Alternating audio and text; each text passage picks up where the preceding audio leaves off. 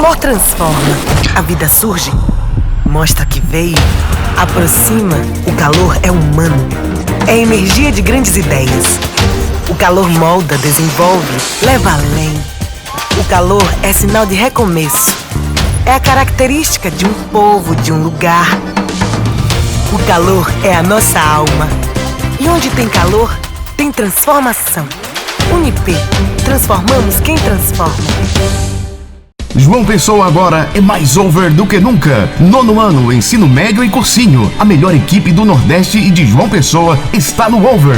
Túlio, Jorge Oliveira, Márcio Kraus, Carlos Campos, Rafael, Evandro, Renato Júnior e grande time de professores. Uma das melhores escolas do Brasil agora em João Pessoa. A equipe que mais aprova está reunida aqui. No over você vai entender o que são resultados de verdade. Seja over, matrículas abertas. Olá, pessoa. Essa questão aborda as mudanças na busca por direitos sociais, civis, que ocorrem nos Estados Unidos no período da Guerra Fria, na segunda metade do século XX, principalmente no que se diz direito aos negros, buscando direitos de igualdade social, civil, através de pequenos eventos pontuais, pessoais e até não planejados, como essa linda história que a gente observa nesse texto da Rosa Parks. A Rosa Parks era uma trabalhadora que estava voltando para casa de ônibus e as pessoas de cor, como se diz no texto, deveriam levantar para dar lugar aos passageiros brancos, mas ela continuou sentada. O rapaz chamou a polícia porque ela deveria se levantar para ele e ela simplesmente achou que não deveria se levantar. E aí, com essa atitude simples de não se levantar, ela revoluciona a história dos Estados Unidos, porque as pessoas de cor, como diz o texto, né, deixam de andar de ônibus e aí o sistema de transporte público tem um prejuízo grande porque eram essas pessoas que mais andavam de ônibus. Isso levanta uma luta pelo direito das pessoas de andarem simplesmente de ônibus sentadas, né, uma atitude tão simples, mas tão revolucionária.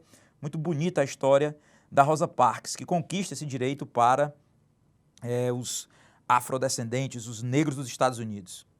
O episódio ocorrido com a ativista estadunidense Rosa Parks faz referência direta, e aqui temos logo na letra A, faz uma referência à luta pela garantia de direitos civis da população negra. O direito de não ter que se levantar no ônibus porque não há lugar para o homem branco, né? A igualdade aí de direitos que foi uma conquista muito recente nos Estados Unidos, se você pensar. 1955, segunda metade do século XX, é algo bem recente. Lembrando de outras figuras como Martin Luther King, Malcolm X, que fizeram parte dessas conquistas nos Estados Unidos nesse período. A letra B fala de benefício para camadas sociais carentes. Ela não era envolvida nessa situação com nenhuma camada social, ela não estava representando uma classe formalmente, né? Então é uma atitude individual, pessoal, que revoluciona a história. Isso que é tão bonito nessa ação. Manifestação a favor da supremacia branca? Obviamente não. Defesa de uma isonomia constitucional entre homens e mulheres, ou seja, que homens e mulheres tivessem o mesmo direito. Ela não estava tendo uma luta de gênero aí no caso, era uma conquista civil, individual, direito de ir e vir dentro do ônibus. Letra E, uma mobilização contra a desigualdade econômica entre classes. Ela não representava uma classe, ela era uma trabalhadora que simplesmente não se levantou. Cansada do trabalho, ela não achava que deveria se levantar para o homem branco. E isso transformou, né, a história dos Estados Unidos. Uma pequena ação, uma atitude simples e individual, né, fez essa grande revolução. E é nisso que temos, nessa linda história, o gabarito na letra A. Olá, pessoa. Uma questão muito interessante que apresenta um conceito de revolução, de mudança, na verdade, de movimentos sociais. Ele pega dois diferentes eventos da história, ligados ao povo, às manifestações populares e como isso acaba modificando, transformando a história. Uma característica muito presente em provas como a do Enem, que procura se importar com movimentos sociais que provocam transformações. Seja a greve de 17 no Brasil, Revolução Russa, Revolução Francesa, vários eventos que fazem com que o povo e as manifestações populares transformem a história. Você observa que no texto 1, ele trata das manifestações de combate à corrupção no Brasil, no período bem recente, contra os gastos dos grandes eventos, como a Copa do Mundo e a Olimpíada, as jornadas de 2013, conhecida em diversos livros, que acabaram mudando bastante o comportamento e a ideologia do nosso Brasil recente. Já o texto 2 fala da Revolução Francesa, que, à semelhança do movimento do Brasil, não foi liderado por nenhum partido ou nenhum movimento organizado diretamente, nem mesmo chegou a ter líderes específicos, como ele diz aqui, do mesmo tipo. Ele deixa bem claro aqui nessa parte do trecho do livro, da questão, nem chegou a ter do mesmo tipo que as revoluções do século XX. Então ele já faz essa comparação. Do mesmo jeito que no Brasil não teve líderes, também na Revolução Francesa não há uma liderança específica dos movimentos de rua. E aí então ele parte para a comparação dos dois textos e diz: embora tratem de diferentes momentos da história, os textos refletem sobre, letra A, uma necessidade de objetivos claros para efetivar mudanças.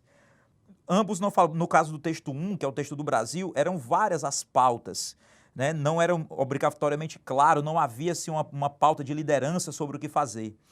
Na Revolução Francesa também não, queriam-se mudanças, mas não obrigatoriamente você tinha já um manifesto muito bem escrito. Então, não há essa semelhança entre os dois textos. Agora, quando se trata da letra B, uma manifestação de reivindicações comuns a diversos grupos. Então, os grupos participantes tinham manifestações em comum, objetivos em comum, quando eles partiam para o protesto. E aí você tem desejo de mudanças contra a corrupção no Brasil, desejo de mudança contra o absolutismo na França do século XVIII. Letra C, ilegitimidade de manifestações. Não, as manifestações são legítimas. Sistematização de movimentos que buscam avanços sociais. Sistematização seria organização, como se tudo tivesse planejado. Não é o caso, as manifestações foram naturais, né, dentro do contexto histórico que elas se desenvolveram. Participação civil em causas alheias aos anseios da população. Ambos os movimentos foram às ruas por causas que o povo desejava. O que a gente tem, então, nos dois textos é uma característica de manifestações que reivindicavam causas em comuns. O povo foi à rua por motivos, né, em comuns. Por isso, o gabarito, letra B. Olá, pessoa, muito bem-vindo ao período na Era Napoleônica, exatamente no momento em que ele tenta dominar a Rússia e o fiasco será grande, graças ao general Gelo. Vamos observar. Em 1812, depois de ter conquistado grande parte da Europa Ocidental, Napoleão, então, vai para a Rússia com a chamada Grande Armée. Conseguiu grandes vitórias em setembro, chega a Moscou, mas nada, os russos haviam evacuado a cidade e haviam a incendiado. Essa tática é a tática da chamada Terra Arrasada, no qual os russos saem do território, queimam a cidade para que não haja do exército vencedor nem abrigo, nem mantimentos para que ele possa se sustentar. Assim, ele enfraquece e o exército russo pode acabar cercando, né, ou contra-atacando. A adoção da tática russa, então, mencionada no texto, foi impulsionada por que fato? Foi impulsionada, pelo que tem aqui na letra A superioridade quantitativa de soldados do exército francês. Napoleão chegou aí com mais de 600 mil homens a caminho de Moscou, né, para tomar o Império Russo, gigantesco Império Russo, que desobedecia ao bloqueio continental, à semelhança do que Portugal acabou fazendo. Porém, com a tática da terra arrasada e o grande inverno que se tem na Rússia, Napoleão fracassa em sua tentativa. Então, a questão maior de fazer essa tática era devido à quantidade de soldados. Eles precisavam ser enfraquecidos, né, morrer de fome e de frio, para que o exército russo pudesse dar o troco. Na letra B ele fala de um despreparo do contingente russo, como se eles estivessem fugindo com medo, não é o caso. E até porque o rigoroso clima estava a favor dos russos e não ao contrário. Na letra C, uma tática francesa de buscar a incorporação de fileiras russas, como se eles quisessem atrair os russos para o lado francês, isso não é o caso. O conhecimento territorial do Império Russo por parte dos franceses é o desconhecimento que vai fazer eles perderem, o desconhecimento, por exemplo, do inverno que estava por chegar, E o fracasso da estratégia das tropas russas na conquista da França, essa relação não aconteceu, os russos não tentaram invadir a França, eles só desobedeceram ao tratado do bloqueio continental, né, o impedimento dos países europeus acabarem comercializando com a Inglaterra. O gabarito, letra A. Olá, muito bem-vindo ao período regencial. Aqui é um período que marca uma grande quantidade de conflitos locais no Brasil devido à ausência da presença do monarca. Afinal de contas, Dom Pedro II ele era muito novo para governar essa nação. Observemos o texto.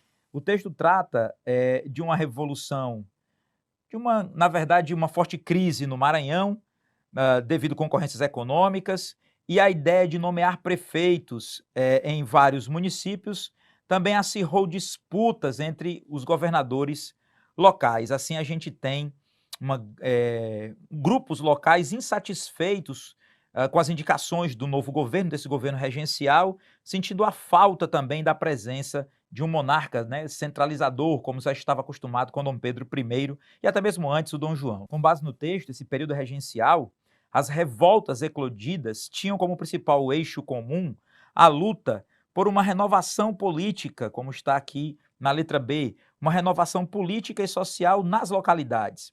Revoltas como cabanagem, revoltas como a sabinada, revoltas como a balaiada, farroupilha, era pela ausência desse poder centralizador e os grupos políticos, as forças políticas locais se sentindo mais autônomas, não reconhecendo na regência um governo.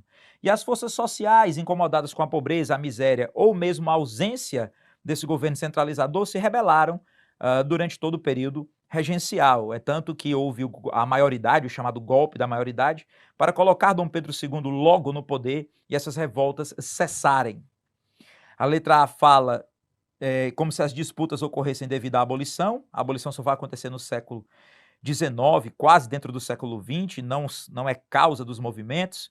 Manter os regentes no poder, eles eram contra os regentes. Quando Dom Pedro II assume que as coisas vão se acalmar, eles queriam a república? Não, eles queriam a restauração do poder.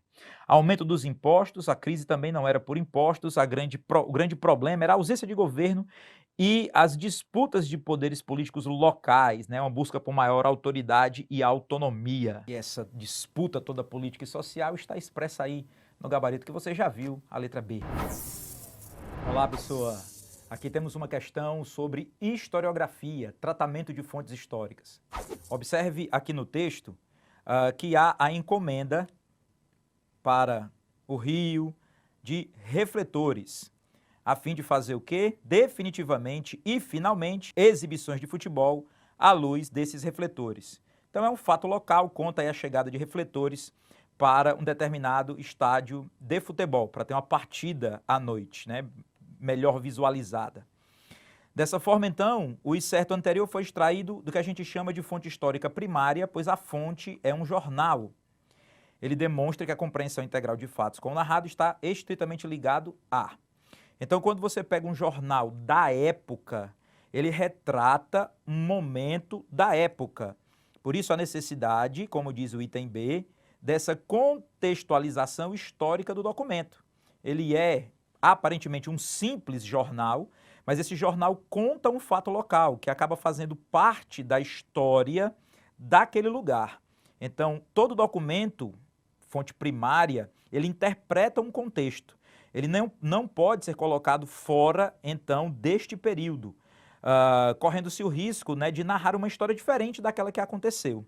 Por isso, na historiografia, não há aquela busca por uma única opinião verdadeira. Isso não é o fato de pegarmos uma fonte para ela ser a única fonte verdadeira. O historiador procura várias fontes.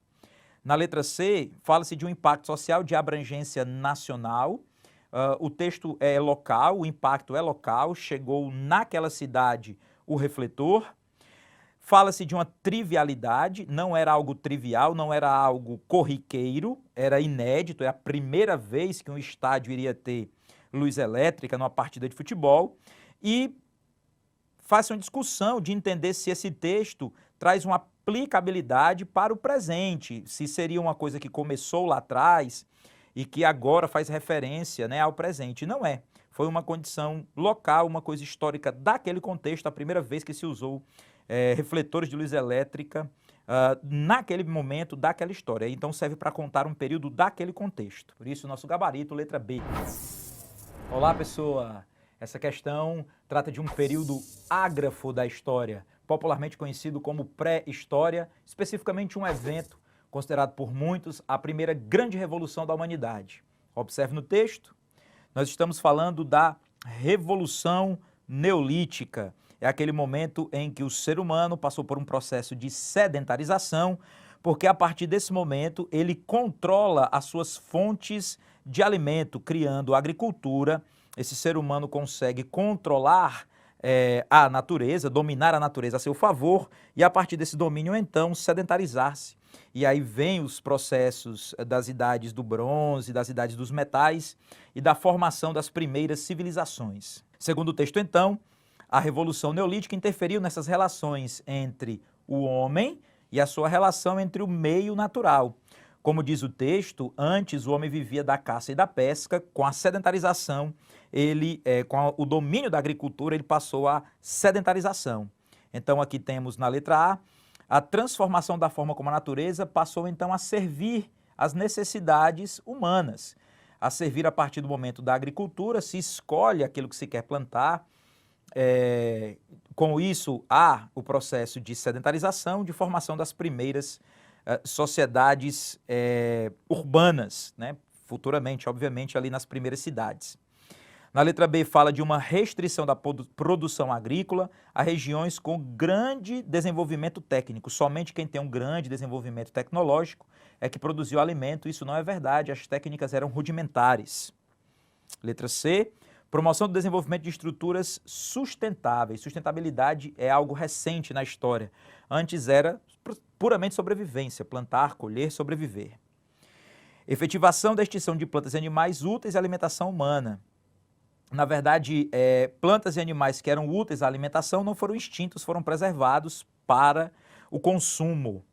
Na letra E, instauração de modelos sociais vigentes de um período atual.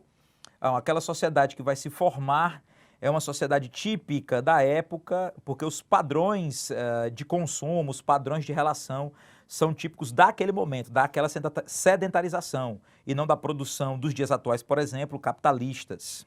Então, dessa forma, o nosso gabarito, letra A. Olá, nobre vestibulando, tudo bem? Essa questão fala sobre a relação entre sociedade e meio ambiente. Muito importante, principalmente quando falamos em questões ambientais. Olha aí, galera. Nós temos um texto que diz que centenas de milhões de pessoas podem vir desenvolver deficiências nutricionais devido aí, ao aumento dos níveis de dióxido de carbono na atmosfera. Quando ele fala 1,4 bilhão de mulheres em idade fértil e crianças menores de 5 anos podem perder 4% de sua ingestão de ferro, o que leva aí ao risco de anemia. Uma outra preocupação, galera, nós temos aqui, culturas como arroz e trigo são a principal fonte de alimento para mais de 3 bilhões de pessoas em todo o mundo, o que gera, olha aí, muitos que não têm condições de pagar por uma dieta diversificada dependem desses grãos básicos para a maioria de suas calorias. Nós temos um grande problema onde a questão ambiental pode afetar diretamente a qualidade de vida, principalmente quando falamos em alimentos para a população. Não só pela produção de alimentos, mas também relacionado aí ao acesso, já que, infelizmente, bilhões de pessoas no mundo têm difícil acesso a uma alimentação básica para a sua sobrevivência. E a questão do aquecimento global tende sim também a aumentar esses problemas. Olha o comando da questão, professor. A questão alimentar apresentada no texto acarreta um processo de, consequência, professor. Item A, menor prejuízo nas lavouras agrícolas em consequência das mudanças climáticas. Não, maior prejuízo.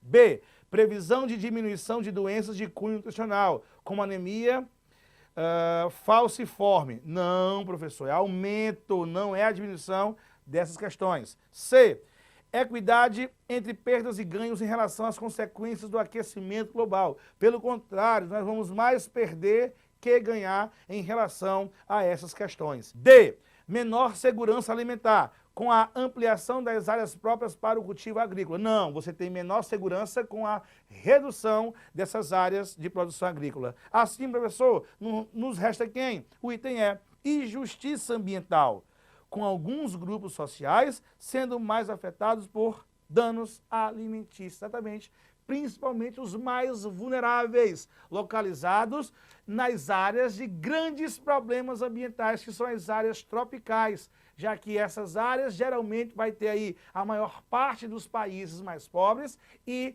grandes catástrofes, como por exemplo, secas e enchentes. Tá bom? Então, galera, essa questão a gente marca o item E.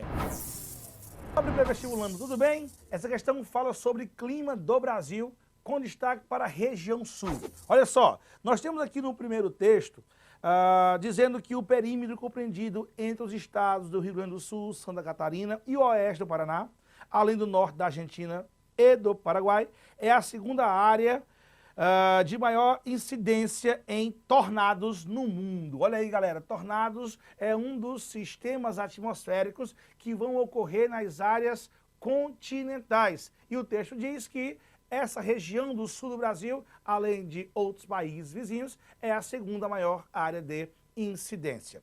O texto 2, ele vai trazer o quê? Essa área possui em sua gênese climática tanto sistemas atmosféricos tropicais quanto extratropicais, propiciando a formação de contrastes térmicos que geralmente promovem muita convecção atmosférica. Pessoal, quando você fala em convecção atmosférica, você está falando na subida, na acessão de ar, que neste caso do sul do país, principalmente no litoral, ar úmido, gerando a produção de muitas chuvas, chuvas intensas, chuvas torrenciais, que são muito comuns nessa região do país. Então, os dois textos falam sobre o sul do Brasil e seus respectivos sistemas atmosféricos, tanto no continente quanto no mar, com grande intensidade. Olha aí o comando da questão. O fator climático responsável por fazer a região sul do Brasil apresentar a situação descrita no texto 1, os tornados, né, professor, é o quê? Item A, elevada amplitude térmica diária. Não, o que nós temos no sul é a elevada amplitude térmica anual. Verão quente, inverno frio. E isso não vai ser o responsável pelos tornados. B, presença de ventos frios no inverno. Galera, os ventos frios no inverno, eles ocorrem de fato com a chegada das frentes frias, mas por si só não é responsável pela produção dos tornados. C, baixa temperatura durante o inverno. O comentário que se aplica em B também se aplica em C no mesmo contexto. D, alta incidência de chuvas orográficas, as chuvas de montanha. Essas chuvas também, por si só, não são as responsáveis pela formação dos tornados. Então, nos resta quem, professor? O item E, ó, o choque entre diferentes massas de ar. Exatamente, tanto o tornado no continente como os ciclones extratropicais no oceano são sistemas atmosféricos que vão ser produzidos pelo choque aí de ventos quentes e ventos úmidos nessas áreas de médias latitudes no planeta. Isso tanto para o hemisfério sul, vai aí incidir sobre a nossa região sul, como também no hemisfério norte, que vai ter os Estados Unidos nessa mesma condição. Tanto no continente, muita área de incidência de tornado, como no oceano, muita área de incidência de furacão. Tá bom? Então, essa questão, a gente marca o item E. Olá, nobre pré-vestibulando, tudo bem? Essa questão fala sobre os conflitos no Oriente Médio. Olha aí, nós temos um texto falando sobre o surgimento do Estado Islâmico, que vai surgir lá no Iraque após a dissidência aí do braço da Al-Qaeda neste país, depois da invasão dos Estados Unidos em 2003. O texto também vai falar sobre a sua expansão da atuação do grupo Estado Islâmico em outras regiões também vulneráveis, por conta aí dos conflitos existentes na região, no caso especificamente da Síria, comandada por Bashar al-Assad. Então, diante da crise, da guerra existente na Síria, o Estado Islâmico que partiu do Iraque chega até a Síria, provocando aí aumento nas tensões existentes, não só envolvendo os povos locais, as potências regionais, mas também envolvendo as grandes potências globais. Beleza? Olha só, vamos para o comando da questão. O grupo citado no excerto se fortaleceu, o Estado Islâmico, né, em meio a uma estabilidade política ocorrida durante o que, professor? Já que ele está falando de Síria, estamos falando do ITB da Primavera Árabe, que vai ocorrer a partir do finalzinho de 2010, né, lá na Tunísia, tá bom? E que ao longo de 2011 se espalha por praticamente todo o mundo árabe, existente tanto no norte da África como também no Oriente Médio. Então a Primavera Árabe, que foi um conjunto de protestos que tinham como objetivo derrubar as ditaduras existentes do mundo árabe, chegava na Síria e que foi aí a origem em 2011 de uma guerra que matou aí mais de 500 mil pessoas, infelizmente, né? Os demais itens nós não vamos marcar, por quê? Porque o item A fala de intifada, está relacionado ao levante dos palestinos na questão de Israel. O item C, Revolução Iraniana, que ocorreu lá na década de 70, final da década de 70, né? A Revolução dos Ayatollahs, que também não tem relação com o texto. O item D, a Guerra dos 6 Dias, é um outro episódio relacionado à questão da criação do Estado de Israel. E o item E, criação do Estado de Israel, não tendo relação com o que nós temos no texto, que é a expansão do Estado Islâmico, tá bom? Então, essa questão a gente marca o item B. Olá, nobre pré-vestibulando, tudo bem? Essa questão fala sobre o magnetismo da Terra e sua relação aí com os satélites artificiais. Olha só, que texto bacana.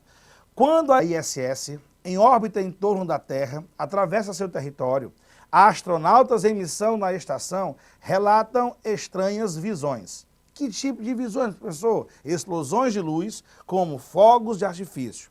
Estamos falando da anomalia magnética da América do Sul, AMAS, a região de menor intensidade do campo magnético da Terra, situada acima do território sul-americano, cujos efeitos mais evidentes podem ser sentidos a partir de 100 quilômetros de altitude. Como a questão falou, né? É uma redução do magnetismo e que uma das consequências pode aí ser sentido numa área acima aí de 100 quilômetros de altitude, já no espaço sideral, o que gera aí uma nova pesquisa para os cientistas e que ainda a comunidade científica não aprofundou os seus estudos para suas causas e efeitos, beleza? Porém, é um fato que tem uma forte relação com o magnetismo do nosso planeta, já que nós sabemos a composição rochosa do planeta Terra faz com que em suas camadas internas nós possamos ter a produção de um fortíssimo magnetismo que ele vai ter de várias formas uma grande relação com não só o meio natural, mas também com a sociedade. Olha só o comando da questão.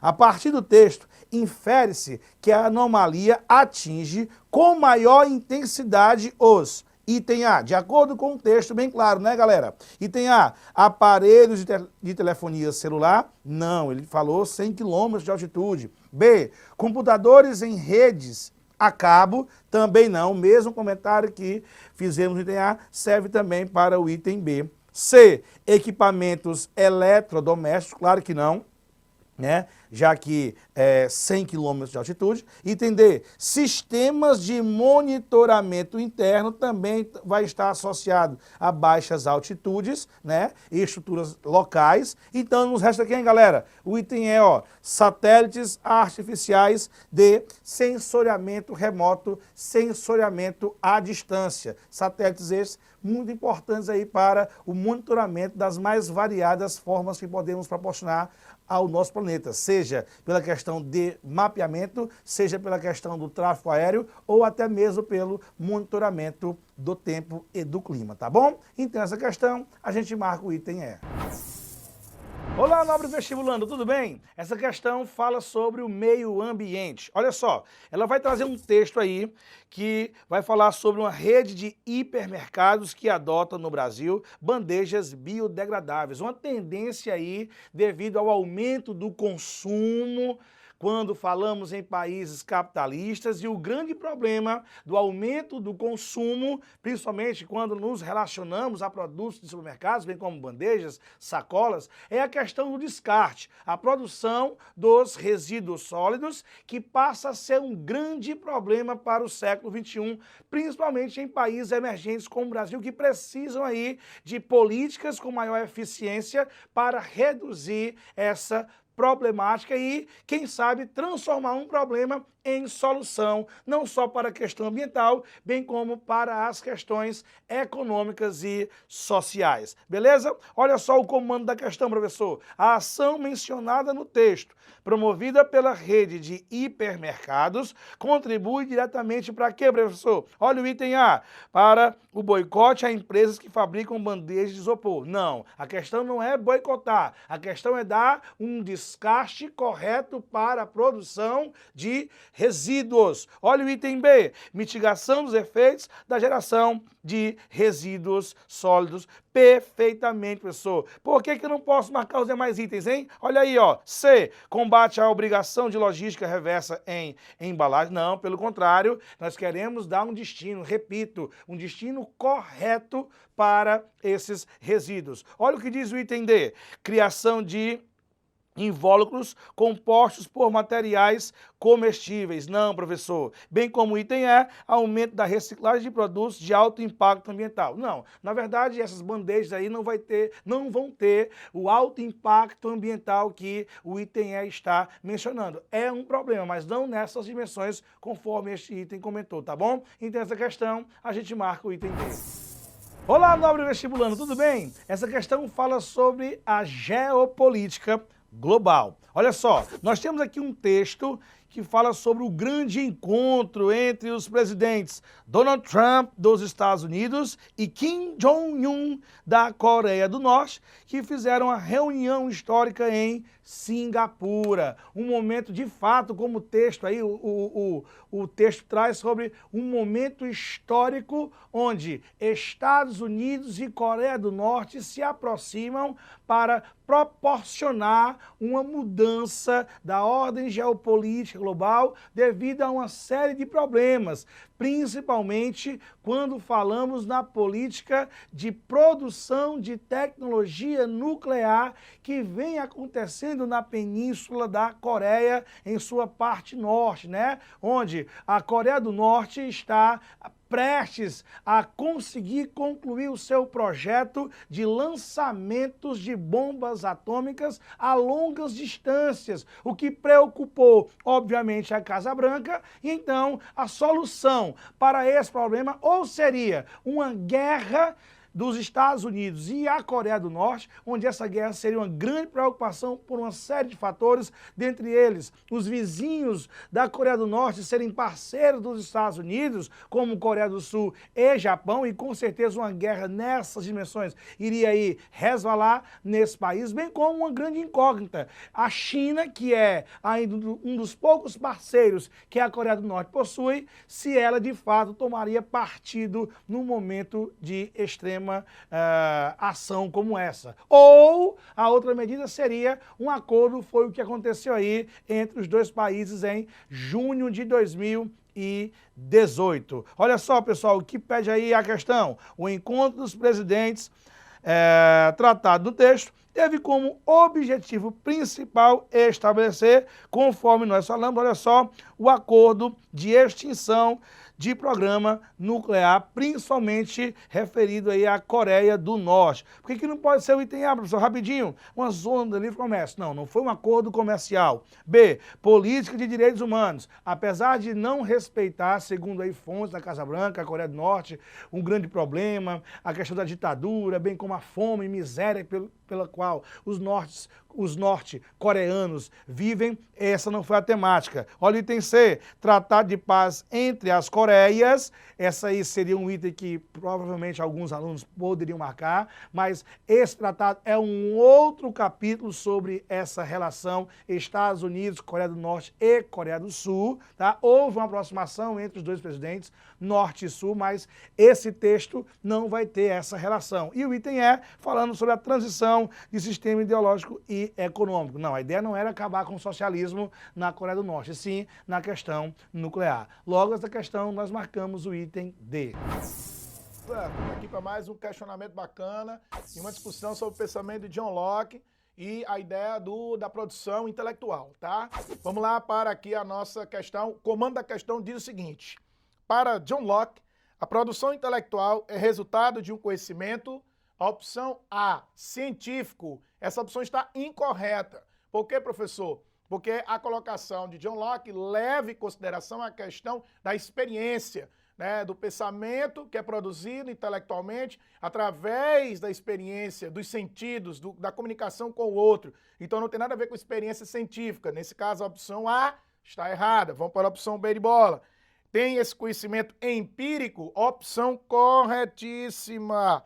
É justamente aqui onde está o ponto discutido na filosofia de John Locke, quando ele fala sobre a produção intelectual, a produção do conhecimento, ok? Empírico por quê? Porque você tem justamente essa questão da relação com os sentidos, a produção de conhecimento, através, né, do contato aí com o próximo, o contato com o indivíduo que troca experiência com o outro, ok? Então, você tem aí, na verdade, uma experiência. E o que é o sentido empírico das coisas na visão de John Locke? É justamente experimentar, né? Sentir, você observar e a partir disso vir a questão da reflexão e a produção desse conhecimento através do exercício do intelecto. Por que a opção C está incorreta? Porque ele fala que o conhecimento na produção intelectual a partir de John Locke é sistemático. Não é sistemático, justamente pelo fato de ser baseado na experiência. Não é uma coisa sistematizada, é algo que vai sendo construído a partir de várias inter-relações. Então, nesse caso, a opção C está incorreta. A opção D de dado, a tautológico, a ideia da tautologia que coloca que uma ideia pode ser colocada de várias maneiras diferentes. Também não condiz com aquilo que está sendo defendido aqui por John Locke. E na opção E, ele fala do caráter teológico. E a teologia tem uma relação direta com a questão religiosa, que também não condiz com o que está sendo aqui colocado pela pessoa de John Locke. Ok? Então, neste caso, a opção correta da nossa questão é a opção B de bola. Vou ficando por aqui, galera, e até a próxima.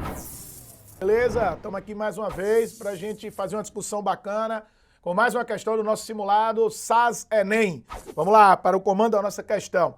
Baseando-se no mito da caverna de Platão, o quadrinho evidencia o ou A.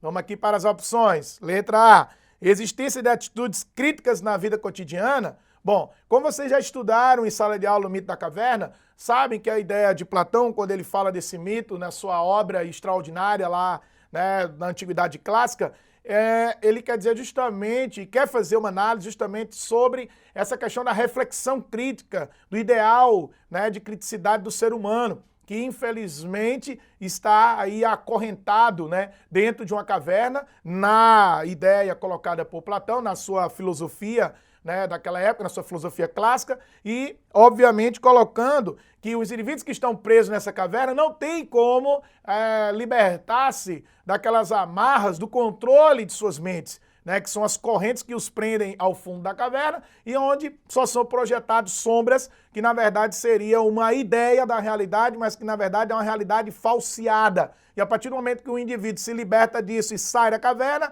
ele olha a luz e ele consegue ali ampliar o seu conhecimento crítico, seu senso crítico e sua visão de mundo e passa, né, a ver as coisas de uma maneira crítica e de uma maneira mais real. Então, neste caso, na letra A, quando ele fala existência de atitudes críticas na vida cotidiana, ele está justamente, né, neste caso, entrando em contradição com o que está sendo colocado pela tirinha. Então, neste caso, a opção A está incorreta. A opção B, condição de senso comum dos seres humanos. Corretíssima. Esta é a opção que vai condizer com o que está sendo colocado lá na tirinha, com o que está sendo evidenciado nessa tirinha, no quadrinho aí, né, que faz o suporte da nossa questão, onde os indivíduos estão olhando para a televisão e estão apenas ali admirando aquele espelho que reflete uma série de informações e de imagens que dá justamente a ideia de senso comum. Então, neste caso, a opção B de bola é a opção correta que vai fazer justamente a análise do quadrinho. Vamos para a opção C. Por que ela está errada?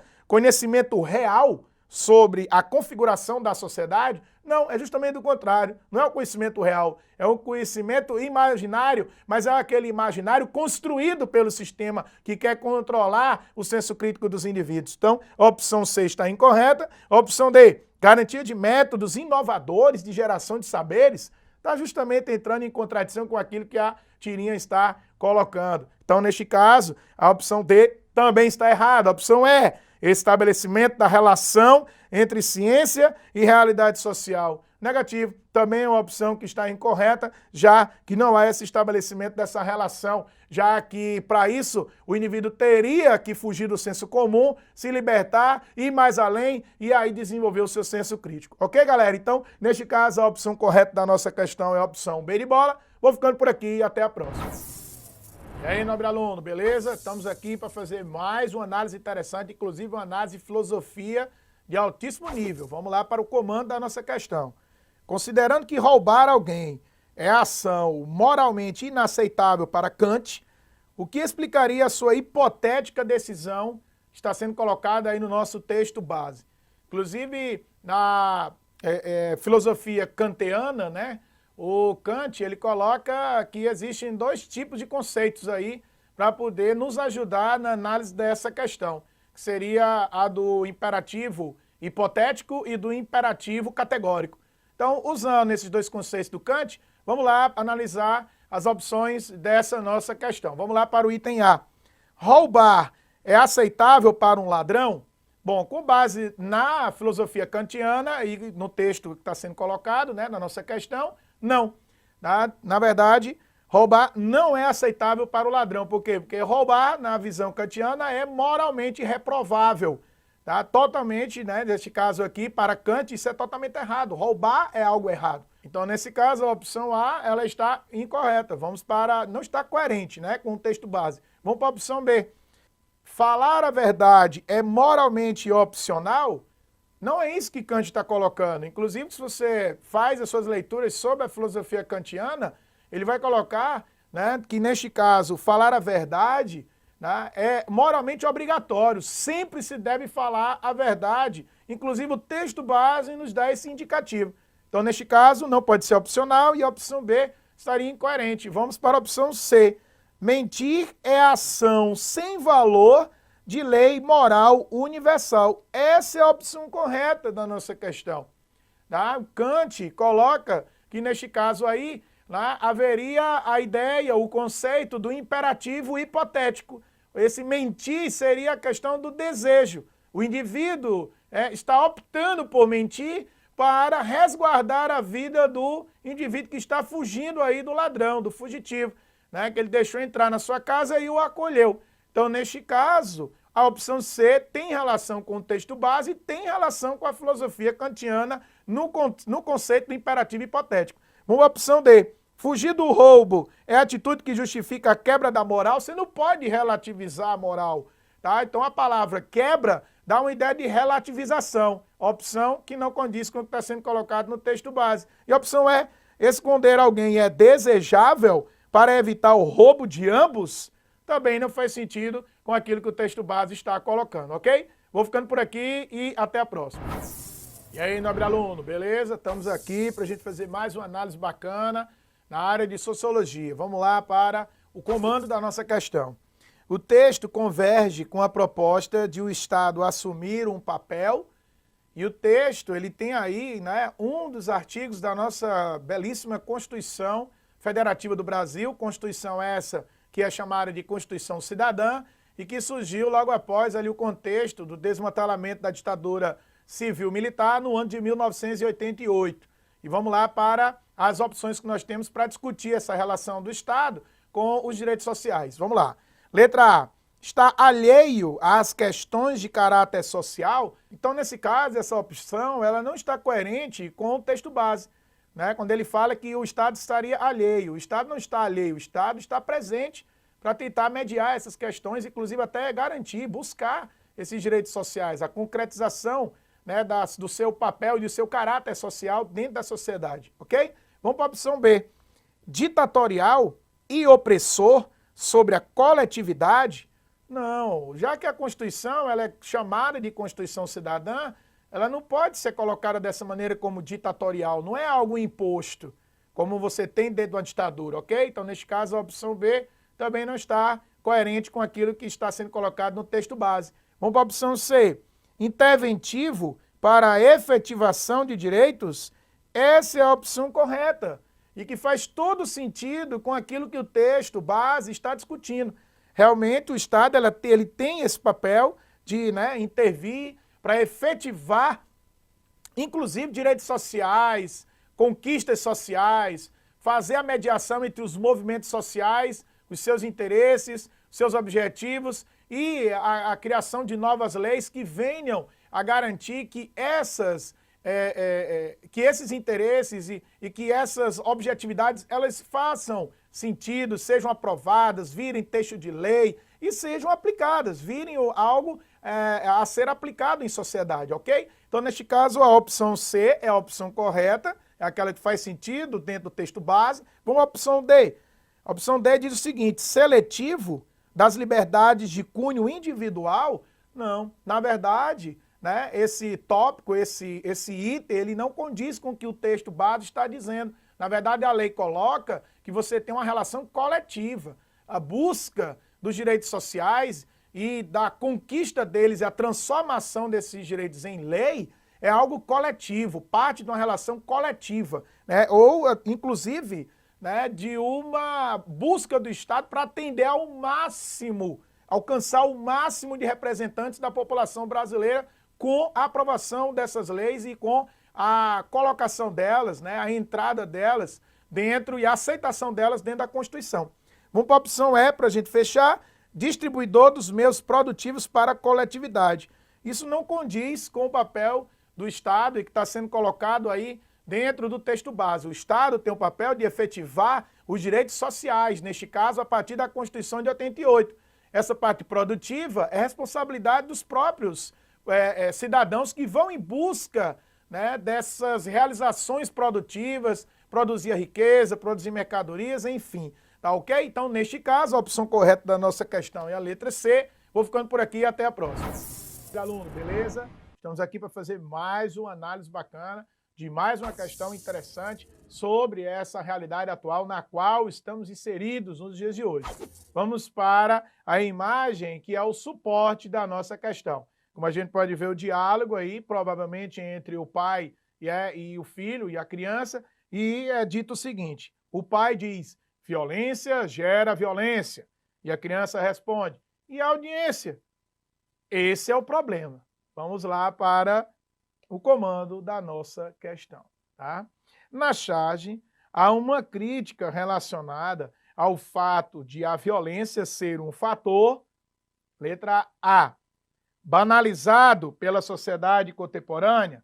Bom, a gente olhando para o diálogo entre pai e, provavelmente, o filho, a gente vai ver que a opção A seria a opção correta da nossa questão. Realmente, o que a gente pode constatar é que a relação que ele faz da violência com a audiência pressupõe a ideia de que a mídia hoje utiliza a violência como um instrumento de barganha da atenção dos telespectadores. Ou seja, aquela ideia de que o mais importante é ganhar a audiência e não se preocupar com o tipo ou efeito do tipo de matéria, do tipo de informação que é veiculada. E a violência acaba sendo banalizada pela mídia como instrumento para ganhar a audiência dos indivíduos. Então, é uma crítica extraordinária que é feita aí no diálogo entre os dois personagens, e a opção A seria a opção correta dessa questão. Vamos para a opção B, porque está invalidada. Bom, diz o seguinte: era um fator utilizado para manipular posições políticas. Não é isso que a Charles está trazendo para nós, não é isso que a imagem está tratando, então já está invalidado assim que a gente olha e faz aí a leitura da opção. Vamos para a opção C. Justificável, é um fator justificável a violência em apenas determinadas situações, mas a violência ela nunca será justificável em situação nenhuma. A gente sabe que a análise da violência é o fator gerador, a prática dessa violência ela gera ainda mais violência em sociedade. Então a gente não pode colocar aqui que seja justificável em determinadas situações, mesmo porque, né, a charge não trata diretamente disso, colocando, né, que a violência seria algo justificável em determinadas situações. Então, é a opção que está também invalidada. Vamos para a opção D. É irracional do ponto de vista científico? Também não. Não pode ser considerado como algo irracional. Essa questão da violência passa, né, pela questão da racionalidade, e como a gente pode ver, a mídia, né, que é a crítica que o personagem aí na criança faz dentro da imagem, a audiência. Então ela fala, e a audiência? Esse é o problema. Então ela está querendo dizer que você tem aí um uso racional dessa violência para ganhar uma audiência. Então, neste caso, a opção D estaria invalidada. A opção E, que diz o seguinte, manifestada em atitudes egoístas. Pode até ser que em alguns momentos a gente veja a violência sendo manifestada em atitudes egoístas, mas esse não é o caso que está sendo tratado dentro da charge, dentro da imagem e suporte da nossa questão. Então, neste caso, a opção correta é a opção A. Vou ficando por aqui e até a próxima. Então, beleza? Estamos aqui de novo para a gente fazer mais uma análise bacana, né, de mais uma questão interessante, inclusive que tem tudo a ver com a nossa realidade atual. Vamos para o comando da nossa questão. Diz o seguinte, a charge anterior relaciona a questão da degradação do meio ambiente a... Olha, vamos ver logo aqui a opção A, para a gente relacionar com a nossa charge. O que ela diz? Ações ligadas a grupos sociais específicos.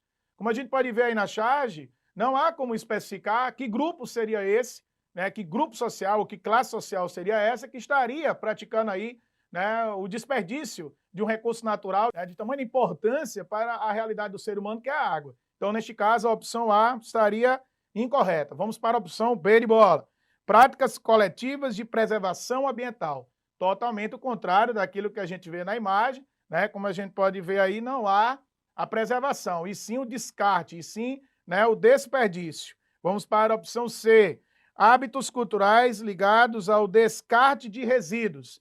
A opção está incorreta porque, na verdade, a água aí não é um resíduo, tá certo? É um recurso natural. Então, neste caso, né, o termo resíduo acaba invalidando a opção C. Vamos para a opção D de dado. Atividades cotidianas de mau uso dos recursos naturais. Esta é a nossa opção correta desta questão. A opção D de dado. Realmente, como a gente pode ver aí na imagem, mais uma vez, você vê a pessoa que está, né, desperdiçando a água. Né? A água está sendo jogada, né, no lixo, ou seja, seria, né, o mau uso de um recurso que é tão importante, tão vital para a vida do ser humano. E a opção E diz que iniciativas pautadas na má qualidade dos recursos básicos. Não é isso que a charge está discutindo, não está colocando aí a água como um recurso, né, básico de má qualidade. E aí, neste caso, a opção correta da nossa questão é a opção D de dado. Vou ficando por aqui e até a próxima.